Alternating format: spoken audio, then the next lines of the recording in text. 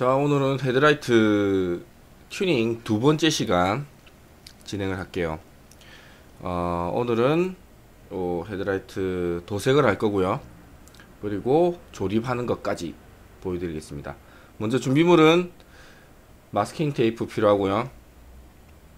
그 다음에 카타칼이 필요합니다. 카타칼은 우리가 마스킹 테이프를 붙이고 난 다음에 필요한 부분이 있으면은 오려낼 때 그때 잠깐 쓰도록 하겠습니다.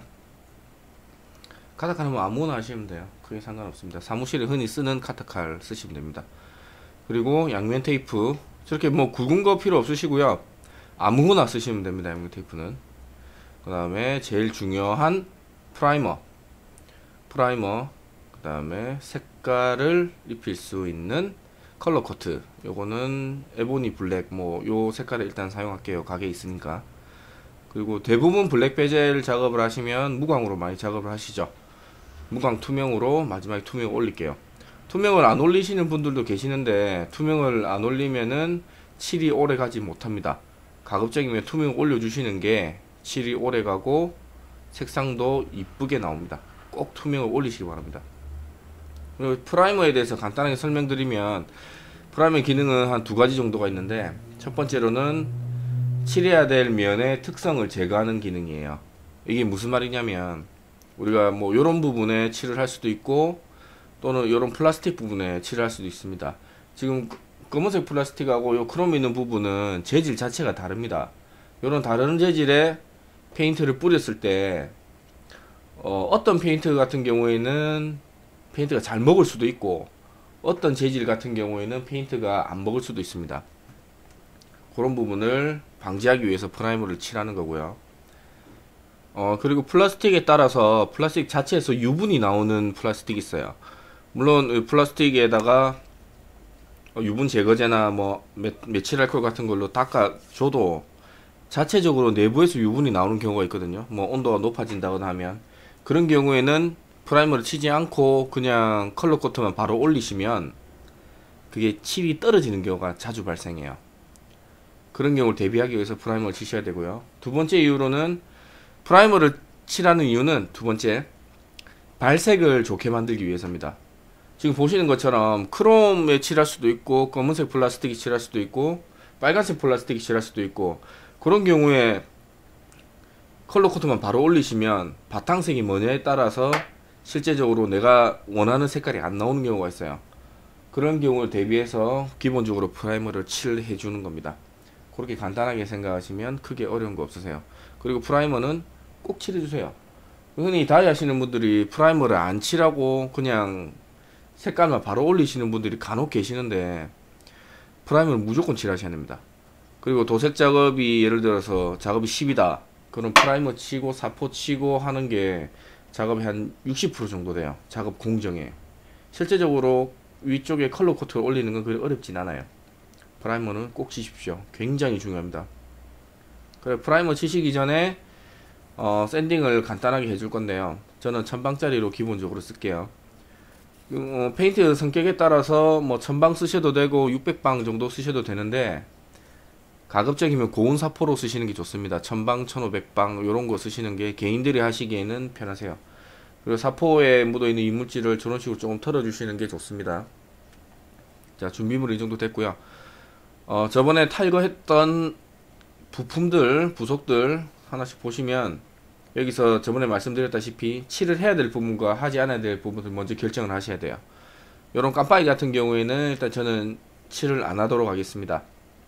어차피 저쪽 안쪽 칠해봐야 그렇게 경험상 그렇게 이쁘진 않아요. 그리고 저렇게 홈이 많이 들어간 부분은 칠하기도 어렵습니다. 실패할 확률이 굉장히 높아요. 그리고 이쪽 부분도 칠을 안 할게요. 어차피 바깥쪽에 카바가 이중으로 싸져 있는 거라서 굳이 칠을 할 필요가 없어요. 이 부분을 굳이 칠하고 싶다 하시면은 지금 보시는 것처럼 키가 걸려 있습니다. 그거를 일자드랩을 살짝 젖히시면은 뽑는 건 어렵지 않으세요. 헤드라이트 뜯는 것처럼 막 부틸로 붙어 있고 열을 가해주고 그럴 필요는 없습니다. 그냥 뜯으시면 돼요. 요거는 일단 저는 요거는 칠을 안 할게요. 그리고 전조등 부분, 전조등 상향등과 하향등이 있는데 요 타입 같은 경우에는 지금 안쪽 부분은 칠을 안하고 크롬으로 살려 놓을게요. 그게 미관상 좀 이쁩니다. 안쪽까지 칠을 해버리시는 경우도 간혹 계시는데 안 하시는 게 좋습니다. 저런 부분은 마스킹을 해서 안쪽 부분은 크롬을 살리고 바깥쪽 부분만 칠을 하도록 할게요. 지금 보이시는 부분, 이 부분만 칠을 하도록 할게요. 안쪽 부분 다 살릴 겁니다. 살릴 때는 마스킹 테이프로 마스킹을 해주시면 돼요. 그거는 나중에 자세하게 또 설명을 드릴게요. 마스킹 하는 요령, 방법들. 이 부분은 전체 다 칠을 올리도록 할게요. 그리고 개인적으로 가장 중요한 메인 프레임, 이 부분은 전체적으로 칠을 올릴 거고요. 지금 보이시는 이 플라스틱 부분은 마스킹을 해서 하셔도 작업을 하셔도 되고, 아니면 분해가 가능하시면 분해를 하셔도 됩니다. 가급적이면 분해를 하셔서 작업하시는 게 최종 결과물의 퀄리티는 훨씬 잘 나옵니다. 물론 분해가 안 되는 경우도 있는데 대부분의 차들이 플라스틱 부분은 분해가 되게 돼 있어요. 어차피 제조사에서 크롬 작업을 하고 플라스틱을 따로 만들어서 붙인 거기 때문에 대부분 분해가 가능합니다. 이런 식으로 그냥 손으로 뜯으면 바로 분해가 되는 부분도 있고요. 그리고 분해하실 때는 막 분해하지 마시고 어떤 부분에 키가 걸려 있는지 미리 생각해 놓으시는 게 좋으세요. 그래야 나중에 조립을 하실 때 그 부분을 보고 조립을 하시면 조립 속도가 훨씬 빨라집니다. 자, 이 부분 마스킹 작업을 할게요. 자, 마스킹을 하실 때는 경계면이 가장 중요합니다. 지금 이 부분을 보시면 검은색으로 칠할 경계면과 칠하지 않을 부분, 그 부분을 명확하게 구분 지으시는 게 가장 중요한데요. 지금 보시는 것처럼 한쪽 손으로 잡으시고 테이프를 한쪽 끝만 붙이세요. 처음에 다 붙이지 마시고 한쪽 끝만 붙이시고 한쪽 끝을 엄지손가락으로 꾹 누르고 반대쪽 손으로 각도를 조절하면서 마스킹을 하시는 거예요. 이런 식으로. 아까도 말씀드렸다시피 가장 중요한 거는 경계면이에요. 경계면. 나머지 부분은 뭐 대충 붙이셔도 되는데 실제적으로 칠이 들어갈 부분과 살릴 부분의 경계면을 가장 명확하게 붙이시는 게 가장 중요해요.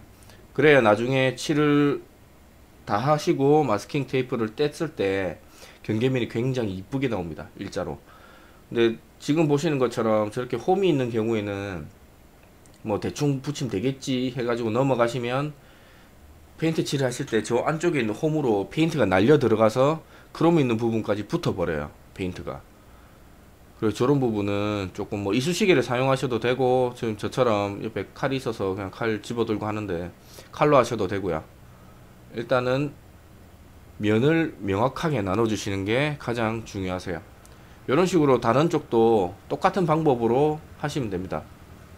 한쪽 붙이시고 조금씩 하시면서 이런 식으로요. 이런 식으로 쭉 보시면 됩니다. 일단 가급적 이렇게 마스킹 하는 장면도 그냥 생략하고 넘어갈 수 있는데, 지금 다이 하시는 분들은 마스킹 하시는 것도 굉장히 좀 어려워 하시는 분들이 많아서 가급적이면은 자르지 않고 풀 영상으로 보여드릴게요. 일단은 좀 보시죠. 지금 뭐 이 부분은 딱히 설명드릴 부분이 없어요. 그냥 메꿔주시면 됩니다. 제일 중요한 부분은 페인트와 페인트 칠하지 않을 부분의 경계면, 그 부분이 가장 중요합니다.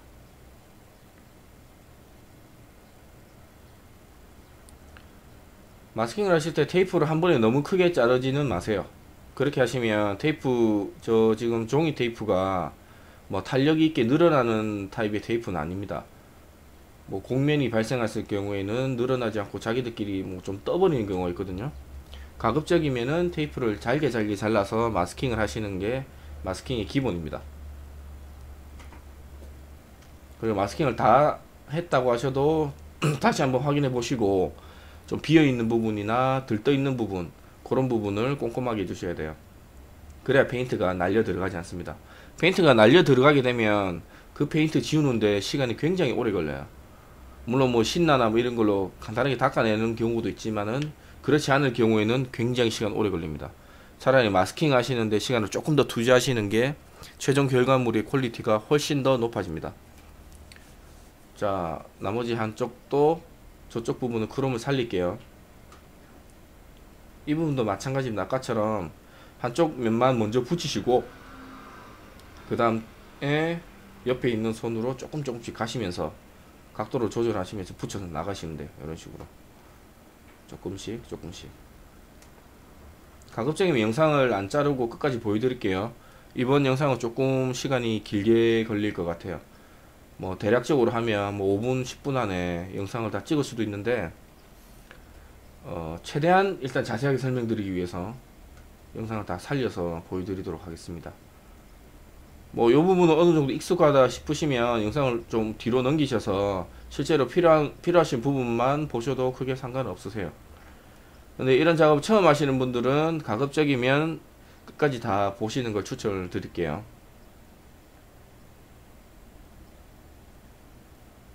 이런 식으로 조절하시면 됩니다. 조금씩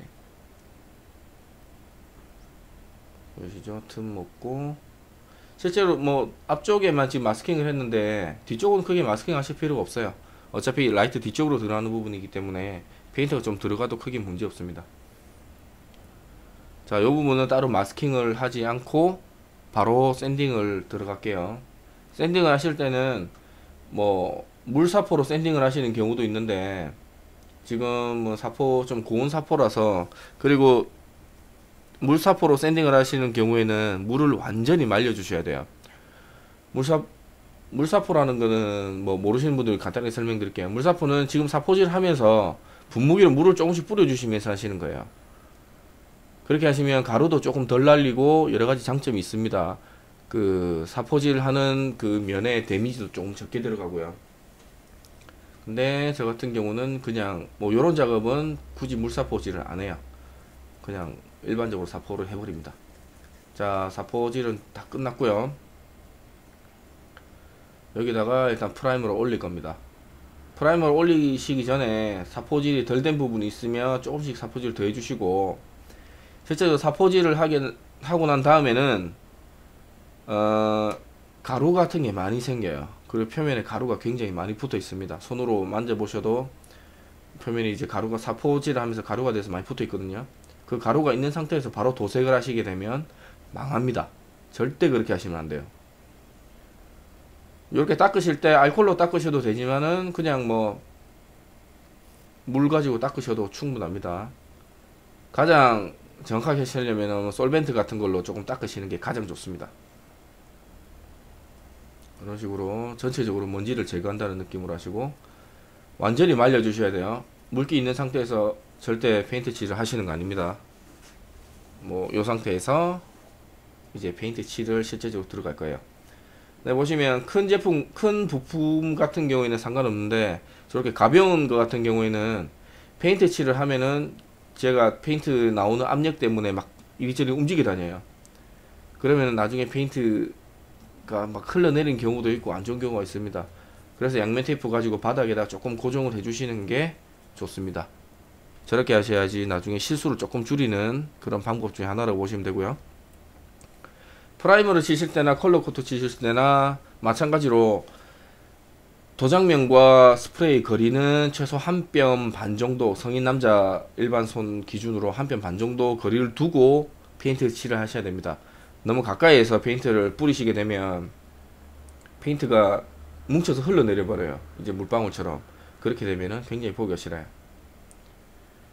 일단 프라이머는 3번 정도 칠할 건데, 첫 번째 칠할 때는 굉장히 라이트하게 가볍게 칠해 주시는 거예요. 뭐 첫 번째부터 지금 프라이머 보시면 흰색이 나오는데, 도장면의 색깔을 흰색으로 처음부터 바꾸시겠다 그런 마인드로 프라이머를 치시면 절대 안 됩니다. 처음에는 그냥 도장면에 그냥 프라이머가 약간 묻어 있을 정도, 약간 묻겠다, 칠이 날려서 약간 묻는다는 그 정도로만 칠해 주시면 됩니다. 너무 처음부터 이 도색 자체를 굉장히 무겁게 가져가면 나중에 흘러내리는 경우가 많아요. 저도 이거 작업하면서 조금 흘러내렸는데, 그거는 사포질해서 다시 프라이머 치시면 됩니다. 자, 지금 한 5분 정도 지났고요. 다시 이제 2차 도장을 할 겁니다.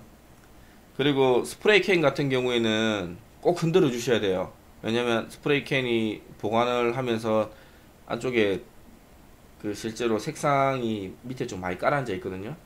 그 저 안에는 구슬이 들어가 있습니다. 쇠구슬이 들어가 있는데 흔들면서 쇠구슬이 안쪽에서 흔들어지면서 안쪽에 있는 그 내용물을 섞어주는 거죠. 저렇게 섞어주셔야지 스프레이질을 할 때 그렇게 막 물방울처럼 크게 나가는 입자가 없이 곱게 나갑니다. 그리고 색깔도 일정하게 나오고요. 꼭 저렇게 흔들어 주셔야 됩니다. 지금 보시다시피 처음에 제가 프라이머 칠했던 것보다는 조금 속도를 천천히 칠합니다. 왔다 갔다 하는 속도를 처음보다는 약간 헤비하게 약간 무겁게 칠할게요. 두 번째 코트까지 칠해도 실제적으로 색깔은 안 나옵니다. 완전히 이제 지금 흰색 프라이머인데 지금 크롬 되어 있는 부분이 완전히 흰색으로 되진 않습니다. 세 번째 좀 최소한 세 번째 정도 칠해야 될 것 같아요. 자, 보시다시피 좀 이런 식으로 칠합니다. 굉장히 좀 무겁게 속도가 좀 천천히 칠하죠. 약간 한 뼘 반 정도 띄우시고 천천히 칠하시면 됩니다. 한 가지 또 말씀드리면 라카를 하시든 훅기를 하시든 절대 욕심을 내시면 안 돼요. 칠은 한 번에 뭐 어떤 색을 내겠다 그러면 거의 뭐 99% 정도 망한다고 보시면 돼요. 차라리 3번 칠하고 4번 칠하고 5번 칠하고 그렇게 하시면서 칠을 하시는 게 도막도 안정적으로 올라갑니다. 그런 부분 참고해 주시고요. 지금 화면 조금 빨리 돌린 거고요. 실제로 보시면 굉장히 천천히 칠하고 있습니다. 자, 요 정도로 하시고 조금 부족한 부분은 조금씩 더 칠해 주시고요. 자, 이 보시면 지금 한 10분 정도 지났는데 제가 좀 흘렀어요. 칠이 좀 많이 칠했나봐요. 뭐 이런 경우 종종 발생을 합니다. 이런 경우에는 사포질을 살짝 해주시고 다시 프라이머를 조금 올리시면 돼요. 크게 당황하지 마시고요. 저도 뭐 훅기로 작업을 많이 하는데 라카로 하는 경우에는 라카에 분사되는 양 자체가 일정하게 분사가 되지 않기 때문에 저런 경우가 종종 발생을 합니다. 저런 부분은 사포로 살짝 치셔서 다시 프라이머 올리시면 돼요. 크게 어려울 거 없습니다. 이런 식으로 올리시고 프라이머를 충분히 말려주세요. 지금 오늘은 지금 6월 달이고요. 날씨가 좀 더운 편입니다. 습도도 굉장히 낮고요. 그래서 뭐 한 10분 정도만 기다리시면 충분히 건조가 되더라고요. 자, 그 다음에 컬러 코트를 올릴게요. 컬러 코트도 마찬가지로 열심히 흔들어 주셔야 됩니다. 굉장히 중요합니다. 칠하는 것보다 오히려 흔드는 게 더 중요할 수도 있어요. 일반 라카 뒤쪽에 보면 설명서가 있는데 거기 보면 1분간 흔들으라고 되어 있거든요. 1분 동안 계속 흔들면 팔이 굉장히 아픕니다. 그래도 흔들어 주시는 게 가장 좋습니다. 자, 검정색 컬러 코트 칠할 때도 처음에는 굉장히 라이트하게 가볍게 칠할게요. 이것도 마찬가지로 지금 배경색이 흰색으로 바뀌었지 않습니까? 프라이머 칠해가지고. 근데 이 상태에서 한 번에 바로 까만색을 만든다? 그거는 굉장히 위험한 발상이에요. 요 정도만 칠해 주시면 돼요. 아, 페인트가 도막에 묻었구나 하는 정도만, 요 정도만 칠해 주시면 됩니다. 보이시죠? 요 정도. 아직 실제적으로 처음에 칠하면 검은색 페인트보다 흰색 페인트가 더 많이 보여요. 이런 경우에는 2번, 3번 칠할 거니까 칠하면서 조금씩 그 색을 지워 나간다는 느낌으로 칠하시면 됩니다. 자, 두 번째는 처음에 했던 것보다는 약간 헤비하게, 약간 무겁게 갈게요. 천천히. 그리고 칠을 하실 때 약간씩 뭐 3분의 1 정도씩은 겹쳐서 칠하시는 게 좋습니다. 칠을 하시고 뭐 완전히 안 묻은 데 가서 또 칠하시고 안 묻은 데 가서 칠하시고 이러면 중간에 띠처럼 색상이 차이가 나는 부분이 있어요. 그래서 처음 가실 때 애초에 한 3분의 1씩 겹쳐서 조금씩 칠하시는 게 효과가 좋습니다. 그래야지 색도 이쁘게 나고요.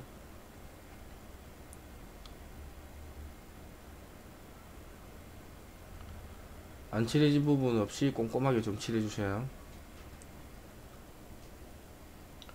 조금 모자란 데는 조금씩 더 칠해주시고요. 어차피 무광으로 갈 거기 때문에 요 정도만 칠해주셔도 상관없습니다.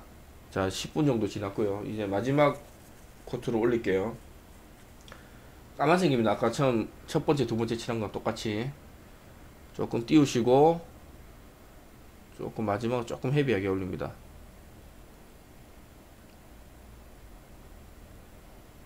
이 정도 띄우시고요. 오늘은 영상이 조금 깁니다. 양해 부탁드릴게요.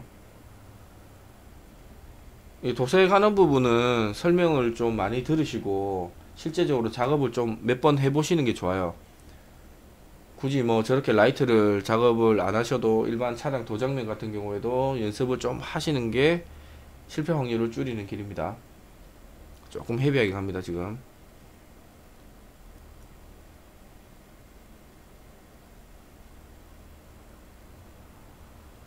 자, 이렇게 되면은 컬러 코트는 사실상 다 칠한 거예요. 지금 프라이머랑 컬러 코트가 있는데 라카를 보관하는 방법 제가 동영상 한번 살짝 찍어서 올렸는데, 라카 뒤집으시고 살짝 뿌려주세요. 뿌려주시면 내용물은 빠지고 가스만 나오는 딱 그 시점이 있어요. 그 시점에 멈춰주시면 됩니다. 지금 라카 안에는 이제 빨대 같은 게 꼽혀 있거든요. 그 빨대 뭐 간단히 빨대라고 표현을 하는데, 빨대 안에 이제 페인트가 들어가 있어요. 저렇게 거꾸로 놓고 뿌리시면은 빨대 안에 있는 페인트는 다 나가고 그 안에 가스만 차는 거죠. 그렇게 되면 노즐이 안 막히고 오랫동안 보관할 수 있습니다. 가장 좋은 방법은 한 번에 다 쓰시는 게 가장 좋습니다. 어쩔 수 없이 보관할 경우에는 저런 식으로 보관하시면 되고요. 자, 투명 라카를 뿌릴게요. 투명 무광을 뿌릴 겁니다. 이것도 마찬가지로 굉장히 열심히 흔들어 주셔야 됩니다. 자, 일단 라카를 다른 곳에 한번 뿌리면서 분사량을 대충 한번 보세요. 일반적으로 자동차용 페인트보다는 저런 일반 라카가 분사량이 굉장히 많습니다. 잘 하시는 분들은 라카 그 노즐을 누르는 그 힘을 조절해서 분사량을 조금 조절하시는 분도 계시는데, 실제 다이 하시면서 그 정도는 힘들고요. 조금 더 띄워서 칠을 하시는 게 좋습니다. 투명 같은 경우에는. 그리고 일반 색상 있는 라카보다 투명 라카가 칠 자체가 무거워요. 좀 더 끈적끈적하다고 표현하는 게 맞는 것 같은데, 요거도 절대 욕심 내시면 안 됩니다. 한 번에 뭐 광을 내겠다, 아 이건 무광이니까 크게 상관없는데 한 번에 유광 같은 경우는 한 번에 광을 내겠다 하시면 절대 안 됩니다. 자, 지금 뿌리고 한 5분 정도 있었거든요. 라카 투명은 제가 투코트로 그냥 끝낼게요. 두 번만 칠하고 끝내도록 할게요. 자, 두 번째는 처음보다 약간 조금만 더 헤비하게 들어갈게요. 이런 식으로 처음에 하는 속도보다 조금 더 천천히 한다는 느낌으로 하시면 됩니다. 원래 정상적으로 하시려면 그 도장면에 라카가 묻는 정도를 보시면서 속도를 조절하시는 게 가장 좋은데, 그거는 조금 연습을 하시는 게 좋습니다. 근데 일반적으로 라카라는 게 그렇게 어렵진 않아요. 몇 번만 해보시면 금방 적응하세요. 흔히 뭐 다이 하시는 분들 다 저보다 잘 하시는 분들도 계시고 감각이 좋으신 분들도 계시니까 이런 부분은 크게 어렵진 않으실 거예요. 몇 번만 해보시면 됩니다. 자, 이렇게 끝났고요. 지금 한 15분 정도 말렸습니다. 어차피 조립할 때는 가급적이면 좀 많이 말리는 게 좋기 때문에 15분 정도 말렸어요. 먼지 같은 거는 나중에 떼주시면 되고요. 이렇게 면이 이쁘게 나왔습니다. 생각보다 이쁘게 나왔어요. 요 정도가 무광의 느낌이에요. 유광 투명으로 올리게 되면 굉장히 광이 많이 올라옵니다. 무광 라카 뿌리시면 요 정도 느낌은 난다는 걸 아시고요. 물론 자동차용으로 뿌리셔도 돼요. 자동차용이 더 좋습니다. 일반 라카보다. 어떤 점이 좋은지 물어보시는 분들 계시는데, 일반 라카보다는 분사량은 좀 작은데 입자가 좀 더 곱게 나가요. 차량용 라카가. 그래서 어지간한 차량 도색하실 때는 철물점이나 그런 데 가지 마시고 가급적이면은 자동차 전용 라카로 사용하시는 게 실패 확률을 줄이는 길이라고 보시면 됩니다. 그리고 마스킹 테이프를 뜯을 겁니다. 마스킹 테이프를 뜯으실 때는 그냥 뜯으시면 됩니다. 이건 어려운 거 없으세요. 뭐 어쩔 수 없이 도장면에 손을 대야 되는 경우도 발생하지만은 가급적이면은 칠한 데는 가급적이면 손을 대지 말고 뜯으시는 게 좋습니다. 이렇게 뜯으면 경계면이 이쁘게 나왔죠. 저렇게 이쁘게 나온 거는 칠을 잘해서 이쁘게 나온 게 아니고요, 마스킹을 잘해서 이쁘게 나오는 거예요. 실제 칠하는 것보다 마스킹하고 프라이머하고 그게 더 중요합니다. 사포칠하고 이런 식으로 가급 한 번씩 저렇게 테이프 그 본드가 붙어있는 경우가 종종 발생을 하는데, 이 경우에는 뭐 신나로 지우셔도 되는데 지금 칠한지 얼마 안 됐기 때문에 신나는 가급적 쓰지 마세요. 신나가 저기 지금 까만데 묻게 되면 물방울처럼 자국이 바로 나버립니다. 칠이 녹아버리고요. 자, 마스킹 테이프를 다 떼고 나서, 자, 헤드라이트 안쪽입니다. 안쪽은 알코올로 간단하게 닦아내시면 돼요. 약국 가시면 알코올은 한 1,000원 정도밖에 안 합니다. 약국 가서 알코올 달라고 하시면 두 가지 알코올을 얘기를 하실 거예요. 메칠 알코올과 에칠 알코올. 가급적이면 메칠 알코올로 닦으시는 게 좋습니다. 에칠 알코올은 크게 뭐 효과 없습니다. 메칠 알코올로 닦으시면 됩니다. 닦는 김에 바깥에도 한 번씩 닦아주시고요. 이제 조립을 할 건데, 조립은 제가 처음에 설명드렸던 것처럼 역순으로 조금씩 해나가시면 됩니다. 급하게 하시면 안 되고요. 홈은 맞는지 한번 끼워 보시고, 그 다음에 처음에 만들었던 동영상에 보시는 것처럼 볼트 있는 부분 확인하시고요. 조금씩 조립을 하시고요. 조립을 하시면서 조금 문제가 되는 부분은 볼트가 많이 있는 경우, 그런 경우에는 볼트를 잊어버리는 경우가 있습니다. 볼트는 꼭 따로 보관을 해 주시는 게 좋습니다. 이렇게 통에다가 볼트만 따로 보관해 주세요. 그리고 지금 헤드라이트 안쪽에는 플라스틱이 말랑말랑한 플라스틱이 아니에요. 굉장히 좀 딱딱합니다. 플라스틱 뭐 무슨 재질이냐고 물어보시면은 잘 모릅니다. 일단은 제가 만져봤을 때 굉장히 딱딱하고요.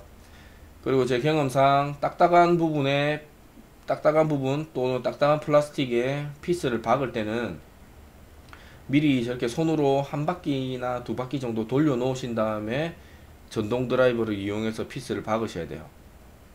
그냥 피스를 박게 되면은 저런 플라스틱 같은 경우에는 깨지는 경우가 종종 있어요.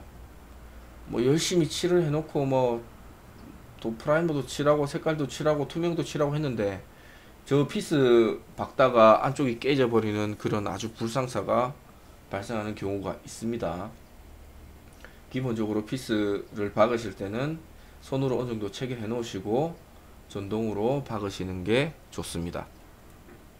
저런 실수 때문에 작품을 망치는 경우가 종종 있으니까 가급적이면은 안전하게 작업하시는 게 좋습니다.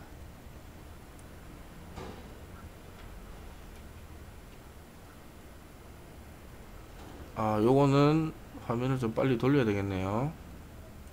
자, 이런 식으로 핏을 박을게요.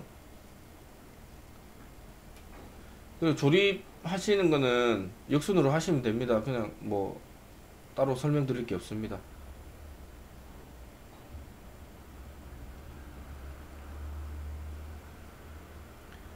그리고 분해 역순으로 천천히 조립하시면 돼요.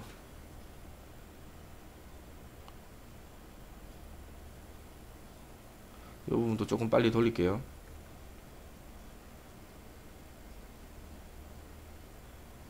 라이터마다 다 구조가 다르기 때문에 처음에 라이터를 분해하실 때 어떤 부분에 볼트가 있고 어떤 부분에 키가 있고 어떤 부분에 키 모양이 어떻게 생겼는지 가급적이면 미리 생각해 놓으시는 게 조립하실 때 시간을 굉장히 단축할 수가 있습니다.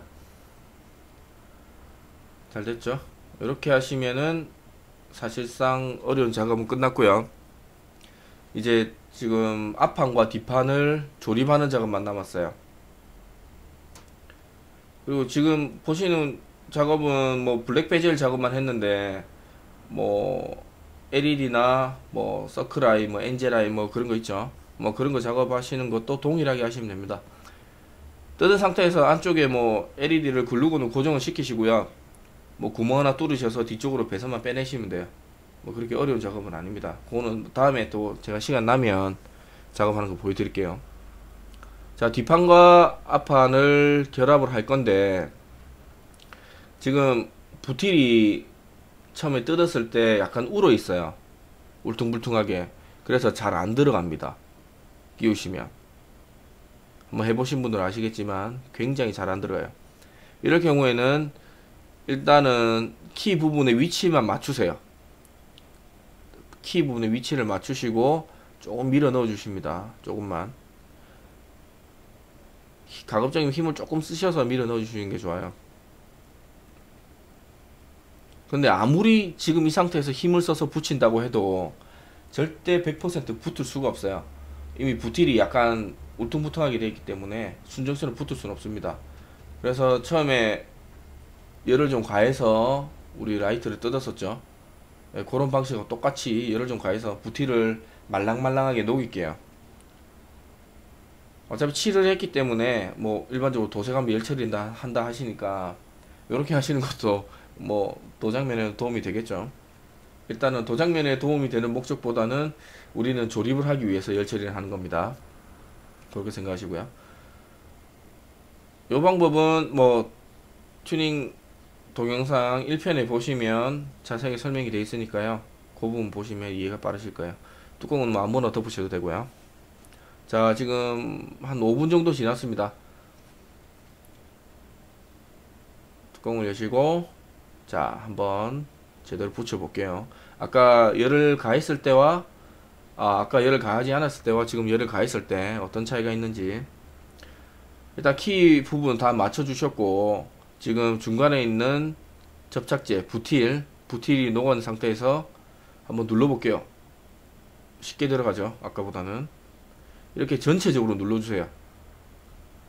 전체적으로 눌러주시면서 키 위치를 좀 맞춰주시고 이렇게 손으로 걸어주셔도 되고, 손으로 안 걸리시면은 뭐 일자 드라이버 같은 거 가지고 조금씩 걸어주셔도 됩니다. 이런 식으로요. 아직 온기가 좀 있기 때문에 그렇게 힘을 많이 안 주셔도 잘 들어갑니다. 조립하실 때 좀 애로사항을 겪으시는 분들이 계시는데 지금 뜯을 때와 마찬가지로 열을 좀 가해서 하시면은 쉽게 작업을 끝내실 수가 있습니다. 이렇게 하시면은 블랙 베젤 작업이 완성이 됩니다. 오늘은 여기까지 할게요. 굉장히 좀 동영상이 길었는데 봐주셔서 감사합니다. 다음 동영상은 좀 빨리 업로드를 하도록 하겠습니다. 감사합니다.